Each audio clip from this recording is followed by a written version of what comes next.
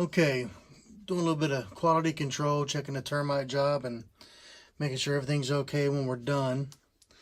I just wanted to make a quick video though about this particular way of doing a sealed crawl space that I really like, and it was able to make our job a lot easier. See, a lot of times whenever these sealed crawl spaces, encapsulated crawl spaces, all these different ways of closing off a crawl space is done, a lot of times we have to just rip everything down. You know, we have to rip up, especially now if it's spray foam, forget it. We can't do it. We just rip that all down. That's all we can do.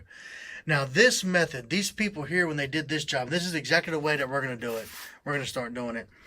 So they got a separate piece of plastic on the wall behind this foam board. And they have a seam right down here. And you tape this seam to make it all sealed. Now, what's good about this seam, though, is the seam goes all the way around the entire crawl space. It also goes around every pier.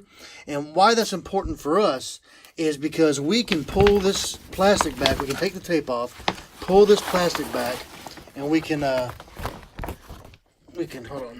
trench, and we can drill. So see, we can drill the foundation wall and trench and everything and rod the chemical down in the ground right there without ever having to take off this foam board or disturbing anything.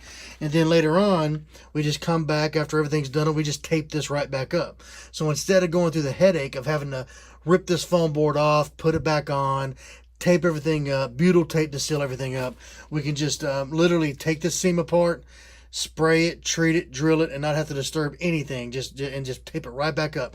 It's literally the cost of a roll of seam tape is all it'll be to fix it. It's got to be the right kind of tape though, but that's all it takes. And so this is the method I would encourage everybody who is getting into doing these sealed crawl spaces, or anybody who's getting this done. This is the way you want to do it, because in the future, if you have to get it treated for termites, we won't have to remove it. It's easier to treat, and it'll just make everything better. Because there's been a couple times we've had to remove the foam board, we've had to remove the spray foam, and so what people paid $10,000 for ends up being useless because we're ripping it all down because the house has termites. So yeah, I would encourage everybody who is getting into this business, who is having this done, to take some consideration for future termite treatments and use a method like this.